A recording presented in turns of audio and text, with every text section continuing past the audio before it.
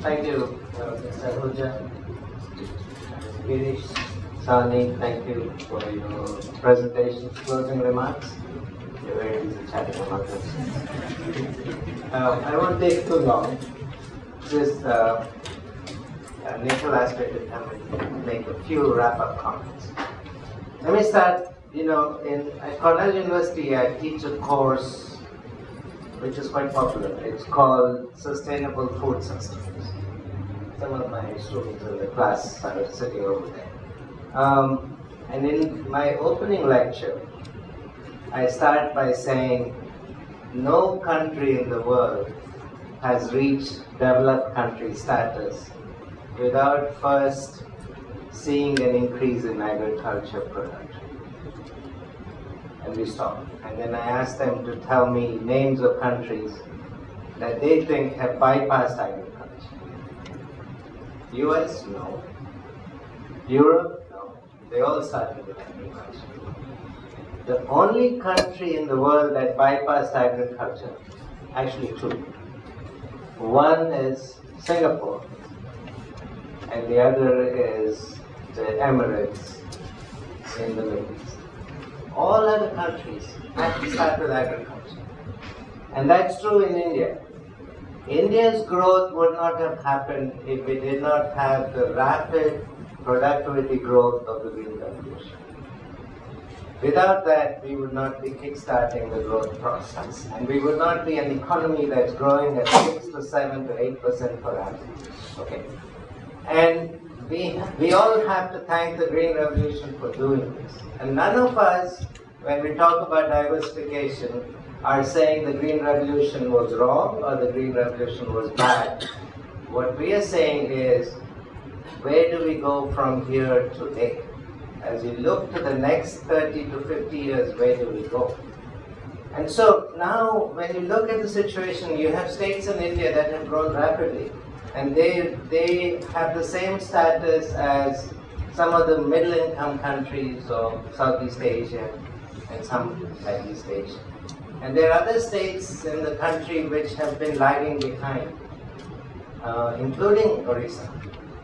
And for these states, agriculture has not yet triggered the growth process. And this is something we've been talking about since the 1980s. Why hasn't East India taken off? The Swaminathan report on Eastern India was in the 1980s, talking about why hasn't it taken off? And I think the issue has always been trying to replicate the Green Revolution experience of Punjab, Haryana to Eastern India. And so when we say, can we bring the Green Revolution to Eastern India, we are unconsciously thinking, can we make rice and wheat, maize productivity in Odisha as high as it was in other parts of the country? I think that's the wrong question. The question is, can we create an agriculture renaissance in Eastern?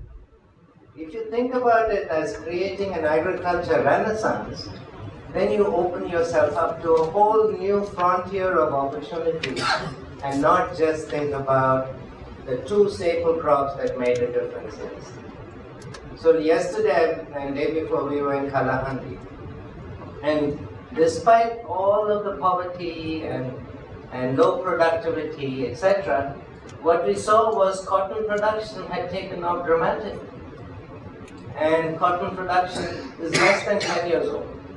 But some of the best cotton yields are there in Kalahandi. Similarly, you see hybrid maize production. So it's not as if farmers in Odisha are not innovative. It's not as if farmers in Odisha do not want to take on new technologies. They'll only do it when the incentives are right. And when that situation, the crop fits the agroecological environment that is a crop. So, I think as we think ahead, we need to say, how do we create a mechanism by which farmers will feel empowered to engage in enhancing production? And the way they will do that is if we can look at creating the overall market infrastructure in which agriculture works. This includes local markets and linking into the wider markets, the roads, the transport, the cold storage system, and all of that.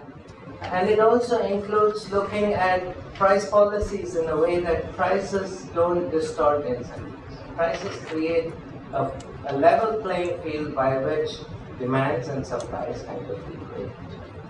And that interference in creating one set of crops which are protected versus other crops which are not protected has created some of this divergence in agriculture development across the country, and that's why you have some lagging agricultural areas and more progressive agriculture. And I think getting that right is important. It's also important to look at the most disempowered, disenfranchised populations, and that definitely includes women, rural women, and looking at way in which empowerment of rural women can then contribute to enhancing productivity growth at the local level and at the broader level, and how women's empowerment then leads to better nutrition, better health for the households. And finally, I think people will leave rural areas. I was born in a little village in Andhra Pradesh, a rice-growing village in Andhra Pradesh, and I have not been back there for 20 years. Many people in this room have started in rural areas and have migrated out. We should expect that process to happen across the world, across the country, and as economic growth takes place, you will see more and more of that migration happening. Now, what's important is that the people who migrate out can build a better life for themselves outside than being miserable outside as they are when they were in rural areas. The reason I was able to build a better life was I had better education, better health, etc. as I left. And so we need to look at mechanisms by which we can build the basic human welfare conditions. Better public health systems, sanitation systems, better rural schooling, schools for building skills, etc., which then allows people to migrate with greater capacity, to be able to migrate into better positions and therefore build their life in a bigger manner. I don't believe that the future of Odisha should be thought of as Odisha being a closed economy and Odisha having very low productive agriculture systems.